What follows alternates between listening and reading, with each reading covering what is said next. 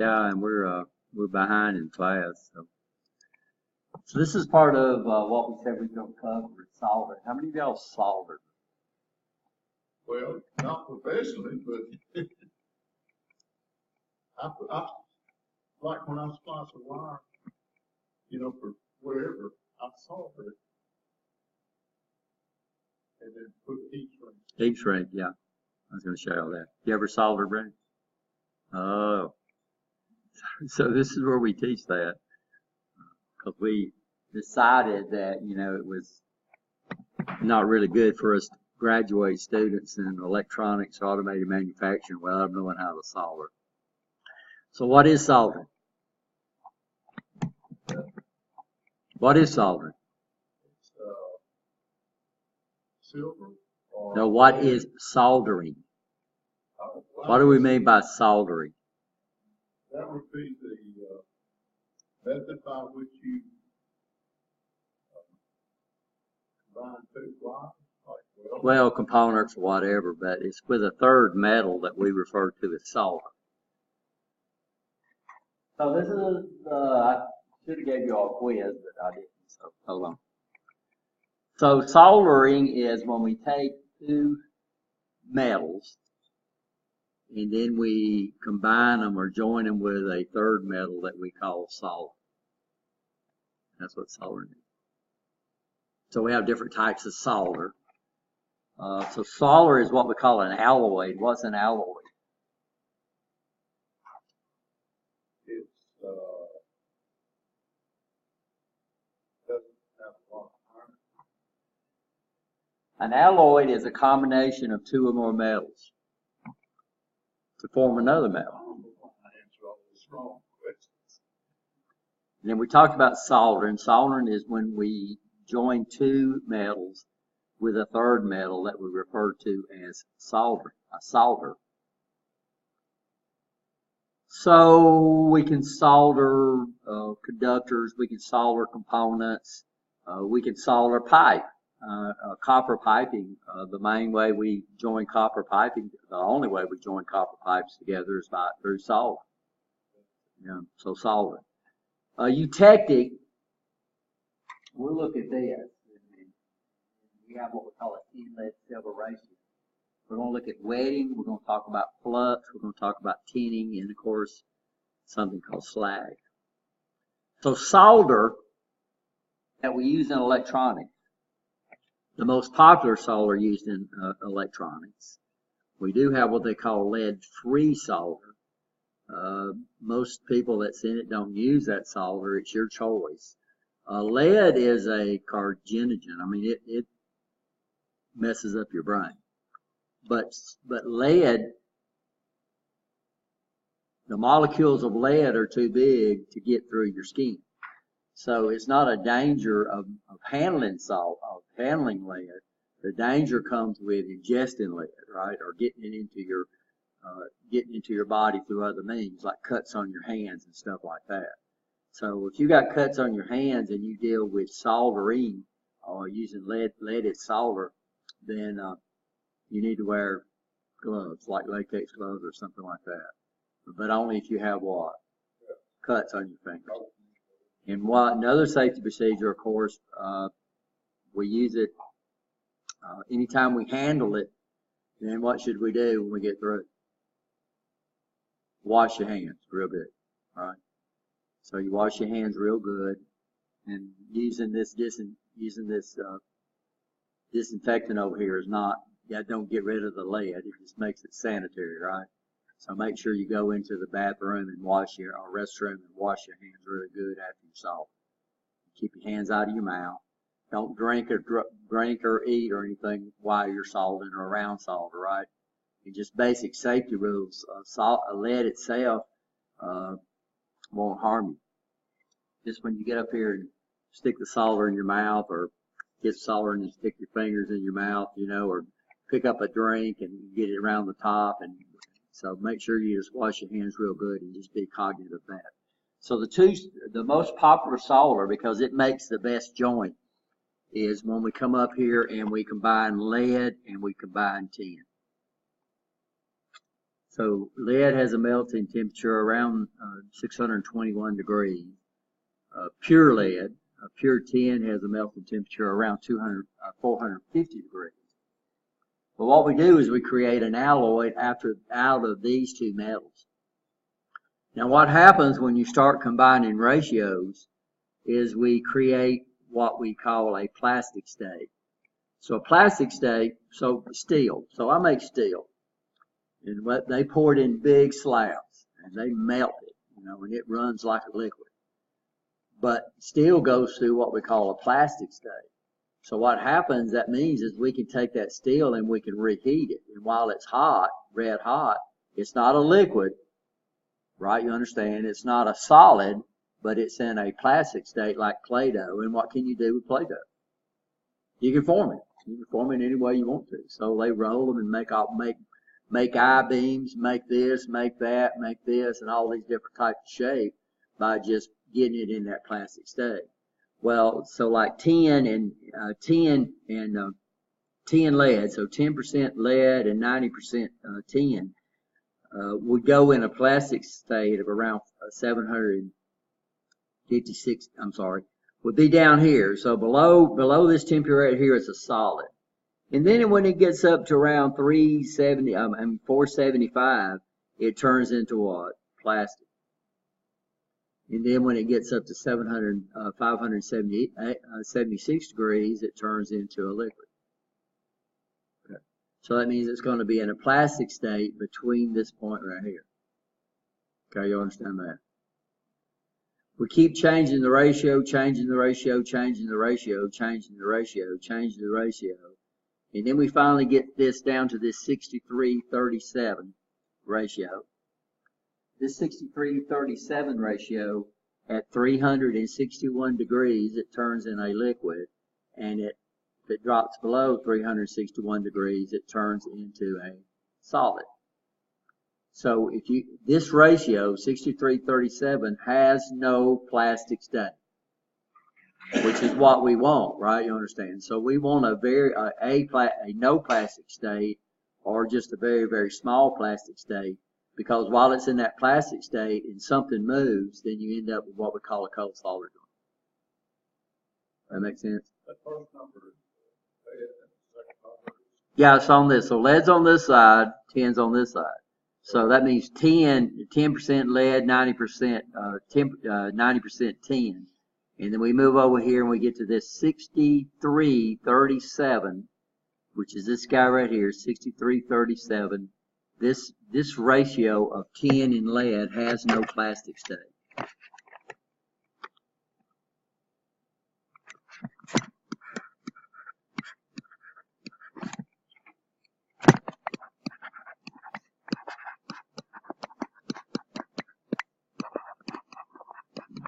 So what does that mean?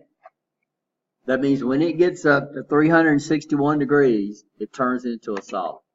And you can raise it up past that. It don't make any difference. Once it's a liquid, right? You understand? It can't become more liquid. But when a solder starts cooling down and it gets down to this, and as soon as it drops down to 361 degrees, it turns into a solid. So this ratio of tin and lead has no plastic state. And this alloy, when we make this alloy, this is referred to as eutectic. So eutectic means the alloy has no plastic state. So eutectic solder would be a ratio of 63:37. Now, for some reason that I do not know, that is not the most popular ratio of solder. The most popular ratio of solder is 60:40. And I don't know if it deals with ease of making it or something like that. I'm sure there's so 60:40, this is the most popular.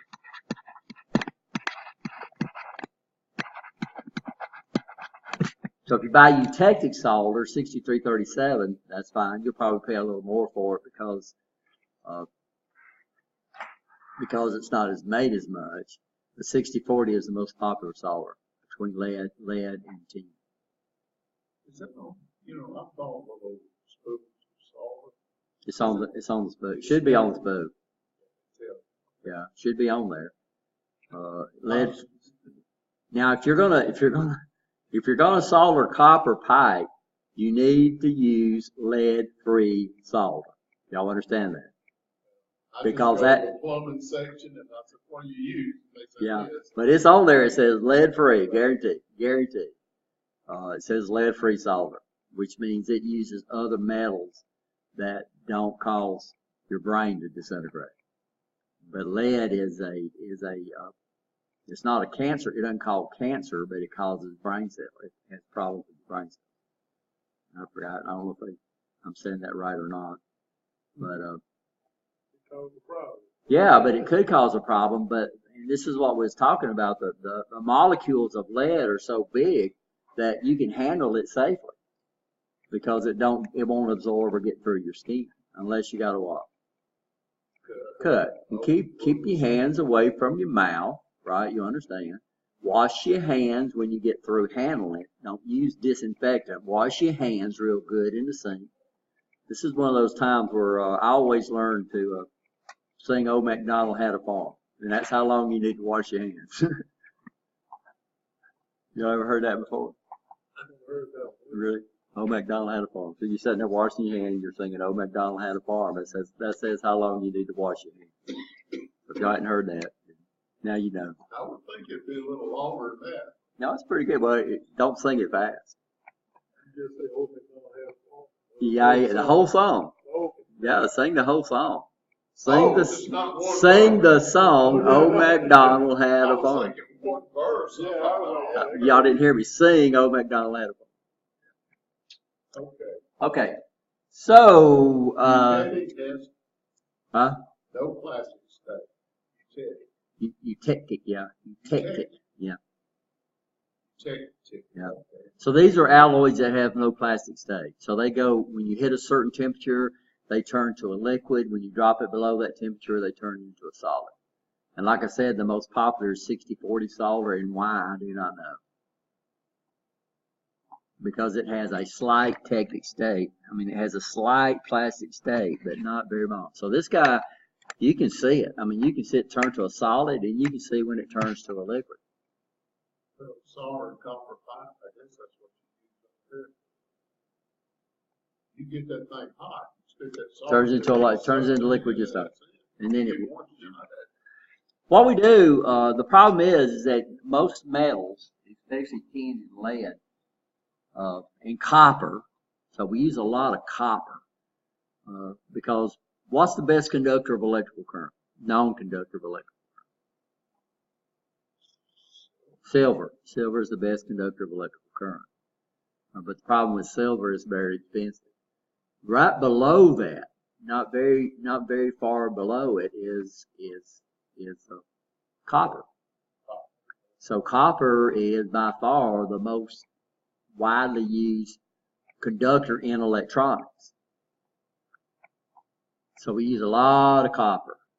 And then the third best conductor, non-conductor, is gold. But gold is very expensive. So a lot of people, if I was to put on a test like in DC and they don't hear this, and you put the list of conductors and you say which is the best conductor, probably 90% of the class would say gold.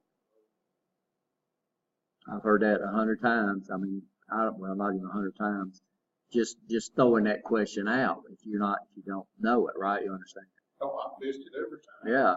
So people say gold. Why do they say gold? Because it's most expensive. So they think just because gold is the most expensive, they think it's the best conductor of electricity. Gold. Aluminum. That's the route of conductors. So, well, what advantage does gold have over silver and copper? Yeah, what advantages? So we'll look at a lot of stuff, and it looks like it's gold, but it's not gold. It's gold plated. So we do a lot of gold plating, And why? So why do we plate it with gold? And we're talking about plating. If you ever watch these commercials on these coins, where they mint these coins, and they'll have a big old coin, and they'll say, 30 milligrams of gold. Well, that's a gold plating. And what that means is over time, if you handle it enough, you'll wear that gold right off. So the gold plating is extremely thin. And so what advantage does gold have? Because gold is the third best conductor. Huh? Yeah, I use a lot in printed circuit. Use a lot on connectors, gold plated connectors. You go down at Walmart and you can look at an HMID cable and you can buy regular ones, or you can buy gold plated. Or for your audio cables or video cables, you can buy regular ones or you can buy gold plated. So what is gold plated? If they're not gold, they're gold plated. So what advantage does gold have over these other metals?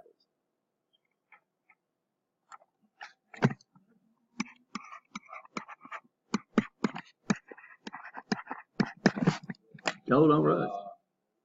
Gold don't rust. Gold don't rust. So that's one of the biggest things we have. Most oxides are insulated. So what that means, if I've got copper and it gets copper rust on there, that copper rust is an insulator. So if we expose copper to the atmosphere, it's going to rust. I mean, you can look at the Statue of Liberty. Y'all know the Statue of Liberty is made out of copper, right? You understand? But what color is it? It's really light green because that's what? That's copper oxide. And copper oxide is a real good insulator. So the biggest advantage of gold is that it don't rust. If it does, it'd be way past our lifetime. But so originally in computers, everything was gold plated.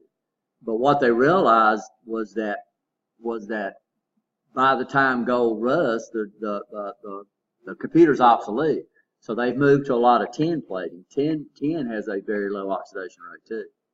So now you look at a lot of contacts, they're silver. They look silver, but they're actually tin plated. So how did we get off on that? I don't know. You know me. So what we do is the most popular is 6040. So it just has a very small plastic state. And like I said, why I don't know. But the problem is that if I've got I know how we got off on it. If I've got anything exposed, like if I've got anything like conductors that I want to solder together, or if I've got a printed circuit board that's not new, or if I've got a component that's been around for a while or even brand new, there's going to be an oxide built on those metals. If you've got metals and you expose it to the atmosphere, they're going to start rusting, right? You understand? So one thing that we need to do before we solder is we need to get rid of that oxide. So it's just like welding. People that weld, you always use some type of flux. So if you ever had a welding rod, it's coated with this big old stuff. It's called flux. I've got a little wire welder, and that wire has flux inside of it. Now what flux did, it's a compound that basically becomes very, very active when it's heated, which goes out there and tries to get rid of the oxide, right, or tries to get rid of the rust. So in solder, even in welding, we refer to this as flux. So flux is a material that we put on our metals to help remove oxide, FLUX. So you can buy flux, you can buy it in a tube, but what they've done on solder is they put the flux inside a solder tube. The most popular, by the way, is on the way. What they do is they literally put the flux inside the solder. And the flux has a really low melting temperature. So what happens as soon as that soldering iron hits that solder, that flux comes spilling out of that tube and comes out and coats your metals that you're soldering together. And of course, when it does that, it coats it. It becomes very, very corrosive when it's hot. And then what that does, it helps remove the oxidation off the metals. I didn't say always. Sometimes the oxidation is too thick, and you have to use other methods, like an eraser. Well, no, not really. We have to be really careful because most of your joints that are going to be exposed to the atmosphere they're copper, but they're plated with something. Okay. So wire, if you use a wire brush, then what it could is take that plating off, and then if you take that plating off, and it's extremely thin, if you take that plating off, then now you expose the copper, and the copper has a real high oxidation rate. And we have people that'll do that. They'll come in and use a piece of sandpaper or a steel wool or something like that, and they do that, and then it works great for a little while because you did clean it up, you did get rid of oxidation, but what did you also do? You also removed the plate. So what we use is erasers, and not the white erasers, the pink erasers. Pink erasers are just so I don't know where mine's at, but they call it the pink pearl, that eraser that's slanted on both sides. Y'all have all seen the pink pearl, right? Yeah, I carry that around in my toolbox, and that's the best thing to do because it's abrasive enough to move the oxidation, but it's not so abrasive that it'll strip off your cladding. I mean your plating.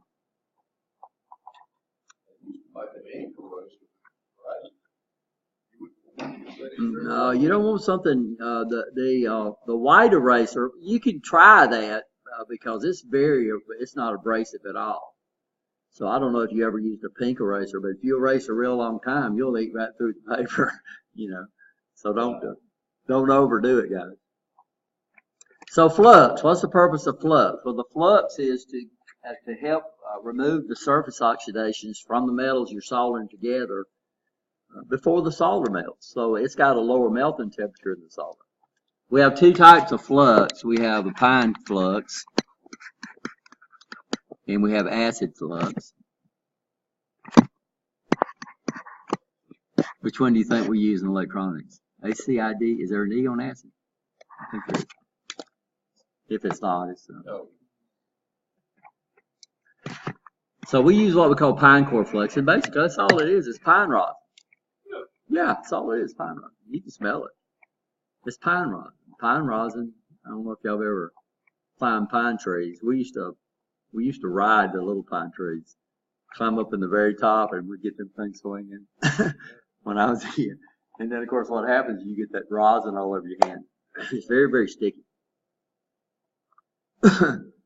So don't use acid core. The problem with acid is that acid is a conductor. So what happens with the acid is that it'll sit there and eat up all the time, right? You understand? We use acid core solder for soldering copper pipes.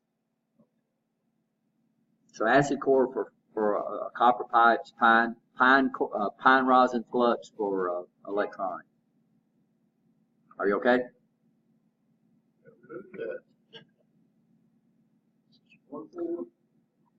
So these are the different types of salt. So we got to have a source of the heat. So we have different types of soldering tools. We have what we call a soldering iron. These guys get way up in the wattage rating. We use these for real heavy soldering jobs. Most of the time, the preferred method for soldering electronics, of course, is using soldering irons, sometimes referred to as soldering pencils, pencil irons. People call them soldering pencils. And so that's what I've got up here. And of course, I didn't hook up my camera.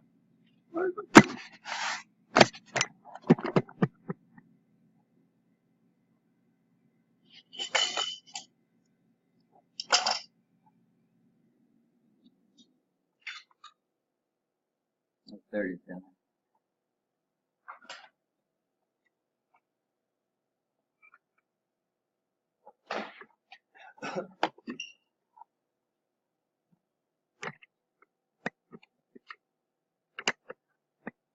Always try to stick in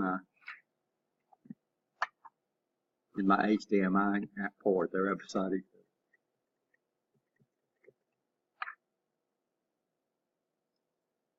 I've got a soldering gun over there. I forgot I didn't bring it over. This was show y'all. So this is a soldering gun. It's called a soldering gun because it looks like a gun. And the picture that they show you is a real good picture. So this is a soldering gun. I got two that they come with all kinds of chips. I know, I didn't thought it has to. Yeah, but we have sometimes where we have to do some really rich, especially the higher the gauge wire you get up with. So you got all that copper. Copper is basically good conductors of heat fall almost exactly on top of the good electrical conductors. So the problem is I've got copper. Copper is one of the best. So we use the most popular heat sinks are the aluminum, and then followed by copper. So copper is, you know, that's your more expensive heat sink. You know what a heat sink is, right? Okay? You know what a heat sink is? The problem when we make electronic components is they're trying to make the components as small as they possibly can. So this is a package called a TO222. 220, I'm sorry. TO stands for transistor outline, and these are just the numbers assigned when the package is registered with JEDEC, the Joint Electronics Device Engineering Council. So I come out with a component, and it's got to be put on a printed circuit board. Well, when you get into these drafting programs that generate the patterns for printed circuit boards, you want to use you want to have a piece of software where you can do that and not make special patterns. So what they do is a company will register a package, and then this package becomes open technology. Anything registered with JEDEC is an open technology package. So it means I'm out there and I need 30 pins. Well, if I can use a JEDEC registered package, then that means my drafting or software will have that in there. So when I generate a printed circuit board, then I can do it with software and stuff like that without having to lay out my mask. Well, the problem is this little package right here is probably not going to be big enough to dissipate the heat that package is generating. So what we do is what determines how much heat we can get rid of. One of the main things that determines it is how much surface area you expose to the atmosphere. Right? You understand that? Yes or no? So the more surface area I can. So what we do is we'll have a fin device. It'll be fin, probably. It don't have to be. And then you mount your component in this. And then now you're exposing it to a lot more surface area, which means you can get rid of a lot more heat. Dissipate more heat. So these metal things that we mount these devices on, we refer to them as heat sinks.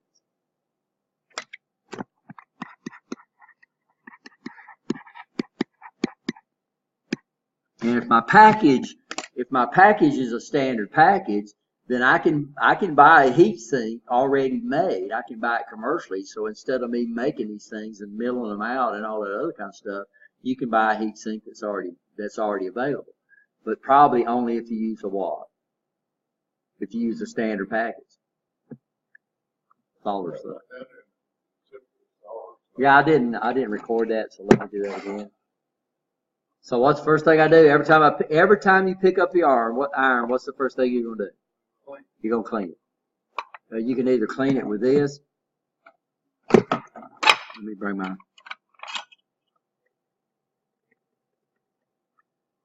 Or you can clean it with this. Notice it doesn't. But it's sort of, but it's not steel wool. It's brass. What advantage brass has over steel wool, I don't know. I just know steel wool, when you use it, it leaves all type of residue out. Yeah, you want to sit there and you want to plug it in, and while it's heating up, because if you let it heat up, it'll oxidize just like that, and then it's real hard to get that original oxidation. It's real hard to get it off. Yeah. Now most of these tips, we use what we call ironclad tips, and they're plated with iron, because iron, it doesn't have an extremely good transfer of heat. So the tip itself is actually copper. But copper, if you put, what does flux do? Flux is highly corrosive. And this tip of this iron is always hot. So when you start soldering, what happens is that flux is sitting there on top of your copper. And what does it do? It eats your tip up. Your tip, I mean, it'll disintegrate in no time at all. So what they do is they put a real thin plating of iron on there. We call them ironclad. And what that does, it impedes the temperature a little bit, but not enough to affect the iron, right? You understand that? So these are ironclad tips, and that ironclad basically the flux will not eat that up. So what that means is we don't ever clean a soldering iron with a file. Yes. Yes. Well, you don't use a synthetic sponge. It's got to be a real sponge, right? You understand that? So synthetic sponges, which are very, very popular. Yeah, but usually we buy them. You can buy them in a grocery store or whatever. They'll be in squares, and then what we do is just cut them the right size.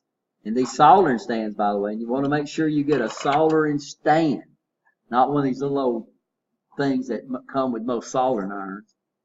Yeah, that's what I've got. Yeah, because yeah. So what it is, it's got a little plate on the bottom. So it's got a mount down here, and then it's got a piece of wire that comes up, and then it dips down and comes down. And what they want you to do, of course, is lay your soldering iron across this thing. That's all I've got. Have you burned yourself with it yet? Yeah, I'll tell you what. Well, the problem is you're over here soldering, and your soldering iron's over here laying on this little thing, and you're trying to keep it what you're doing, and you reach for your soldering iron. Or either that something moves the wire, the electrical cord, and it comes off. Yeah, so it got to be. So most of your soldering irons will come with one of these things. What you need to do is get you a soldering stand. Now you'll probably have to order these because I don't know of any electronic places around here that sell them anymore. So this is a soldering iron stand. So there's no way in the world I can grab this. Now this is warm, but it's not hot, right? You understand that? So this won't burn me. And so it's got a method on here that keeps the soldering. And when I reach over and grab it, even if I grab down here, it's not going to hurt me. Right? And it's up off the table, so it's not going to accidentally pull on the cord and pull the iron off and melt my top of my table. Right? You understand that? And then it's got a little spot down here where you can put your sponge down. And then you just dampen this with water. And then you're ready to go. So now you got a safe situation. So I've seen, we had one of our adjunct instructors, our part-time instructors, was teaching a high school class for us over in room 206. So y'all start looking at those tables over there. And there's burn marks all over. And that's not only the problem, them dang students got in there and they literally bored holes in the table with solid iron. So that guy's no longer with us. He'd be in his office in there while these kids was out there soldering. The thing is, I only have the side one smoke, but I saw it once in a blue. Well, it's your call. I'm not telling you to get them. That's your call. You know, if you want, but if you solder, if you do a lot of soldering, then by George, you need to get you a stand. In fact, I don't solder at home. I don't solder it at home at all either, but I have a stand. In fact, I have a pegboard behind my bench, and I've taken this off and actually mounted it on the pegboard. So I don't even look for my stand. So so I just put it up there. So you don't think you could buy those? Yeah, you can buy them, but you'll probably have to buy them. You'll probably have to buy them online. You think you'll push on at all? At home, not much. Well, I mean, huh? I thought maybe you did. Wow. For what? I solder a lot of wires. I do solder, but it's nothing that I do often at home. So I solder at home, but not as a job, right? You understand that? rewired all of it.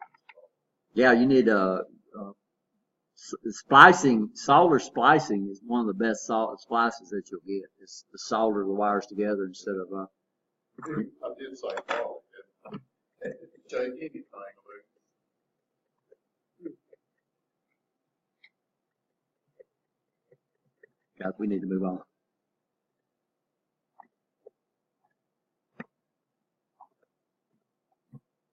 So y'all go ahead and take a break, and then I'll tell y'all some soldering. Y'all know what 10-minute? Y'all know what a 10-minute break is? So you come in, and I'm trying to up here lecture, and y'all come in talking. So if you're going to come in late, then you make sure you come in and be kind of quiet, right? This is what we're going to let y'all put together during the weekend. So you'll bring this in Tuesday, and I'll provide the kit for you. We ended up having a bunch of these kit spares. Eventually, the students are going to have to buy these things. So you're going to put this together this weekend. I'll let you use the soldering iron. I'll provide the solder. I'll provide the stand. You're just going to have to bring it all back on Tuesday. I don't know what Eric's going to do. This is what we call an escape robot. Wait a second. Over here in, I don't know how long.